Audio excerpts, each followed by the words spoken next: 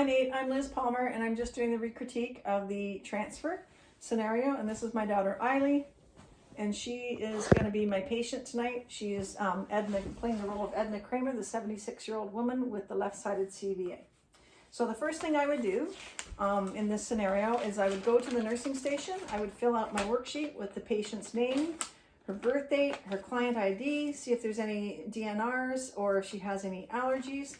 And I would also look at doctor's order, transmission precautions, and the transfer instructions. Because it is a one-person transfer in this particular scenario, and because there are droplet precautions, I would have to fill out a little sheet of paper like this that I would have, again, her client code, her name, her birth date, so for identification purposes.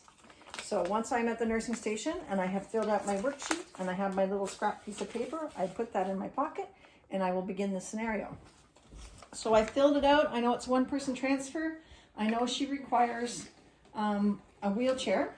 So I would go, as I'm entering the room, about to enter the room, I'd notice that I have to put on my PPE, so I would don it in the appropriate order. I would be doing hand hygiene, putting on a gown, putting on a mask, and putting on gloves, and ensuring that the gloves cover the sleeves of my gown before I enter. Hi there, can I come in? Yep. Good morning.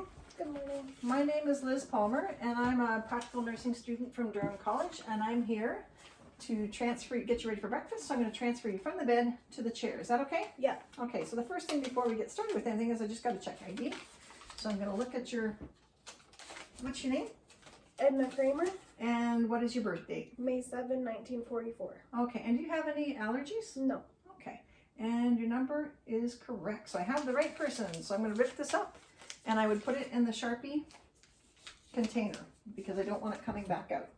Now I need to do an environmental check. Are you in any pain? Do you need to go to the washroom? No. Okay, so I'm going to continue with the environmental check. First thing I'm going to do is make sure the bed is at its lowest level so that when she is sitting up, that her feet are flat on the floor. I am going to check the oxygen and the suction. They're both working. I see that her call bell is nearby, so that's good. She can access it easily. I have to check the 4 handrails and the bed brakes to make sure that bed brakes are on. Handrails working, bed brakes on. Handrails working, bed brakes on. Handrails working, bed brakes on. And there is no clutter around the bed that needs to be removed. The next thing that I'm going to do before I get started is I'm going to set up the chair. Because she's left-sided CVA, I'm going to put the chair, she's left-sided strong, so I'm going to put the chair at the head of the bed on the left-hand side. I'm going to take off the foot pedals and tuck them away underneath the bed so they're not a tripping hazard. I'm also going to put the brakes on. The next thing I'm going to do is I'm going to raise the head to 30-degree angle. Mrs. Kramer, I'm going to ask you to put your right arm over your chest, bend this knee, and then I'm going to put one arm behind her shoulder, one arm on her hips, and you're going to roll you to your good side towards me. So on the count of 3. 1, 2, 3. There we go. How are you doing? I'm good. Any pain? No. Okay, so I'm going to put one arm under my patient's shoulder to support her neck and her head. And I'm going to put one arm behind her knees so that I can just swing you up so that you're in the sitting position. Okay? On the count of 3. 1, 2, 3. Are you okay? Yeah. Are you feeling dizzy at all? No.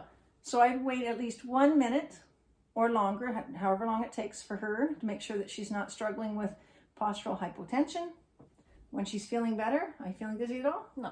I would put on her shoes.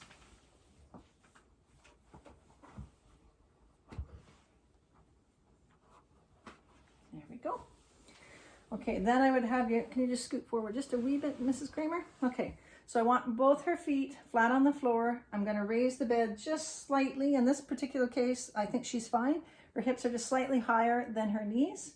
I'm going to ask you to put your right arm across your chest.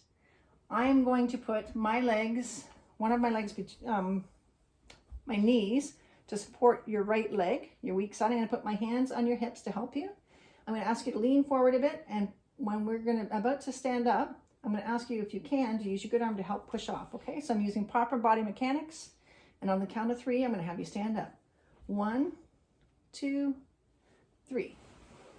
How are you feeling? I'm good, thank you. Okay, so I'm going to have you, with your good arm, reach for the forearm on the chair. I'm just going to pivot. When you feel your legs on the back of the chair, you can sit down carefully. How are you feeling? I'm good, thank you. Okay, I'm going to reattach the foot pedals. Here we go. 1, 2, and I'm going to undo your brakes. I'm going to give you your call bell. If you need anything at all, you just call us. Can I get you anything right now before I go? Okay. Enjoy your breakfast. Bon appetit. If you need Thank you. anything, hit the call bell. So I would leave the room, and when I leave the room, I would doff the PPE in the appropriate order, and I would perform hand hygiene. And once that is all said and done, I'd have the entire area disinfected. Thank you.